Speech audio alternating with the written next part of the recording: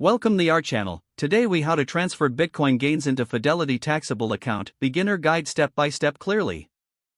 To transfer Bitcoin gains into your Fidelity taxable account, start by ensuring your Bitcoin is stored in a crypto. Access your cryptocurrency exchange where you purchased your Bitcoin. Log in to your exchange account. Locate the section for your Bitcoin holdings. Determine the amount of Bitcoin you wish to sell for gains. Initiate a sell order for that amount. Review the current market price for Bitcoin and confirm your sale. Once the sell order is completed, the proceeds will appear as cash in your exchange account. Withdraw the cash by navigating to the withdrawal section of the exchange. Select your linked bank account as the destination for withdrawal. Enter the amount you wish to withdraw to your bank account.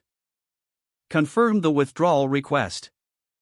Wait for the transfer to process. This may take a few days. Once the funds are in your bank account, log in to your Fidelity account. Navigate to the funding section within Fidelity. Select the option to deposit funds into your taxable account. Choose to transfer from your bank account. Enter the amount you are transferring into your taxable account. Review the transaction details for accuracy. Confirm and finalize the deposit. Your cash from Bitcoin gains will now be available in your Fidelity taxable account. Keep track of your Bitcoin transactions for tax reporting purposes.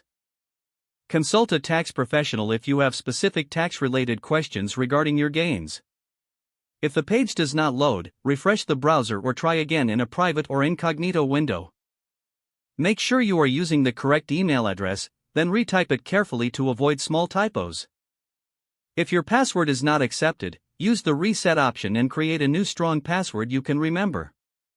Check your spam folder for verification or security emails, then complete any requested confirmation steps.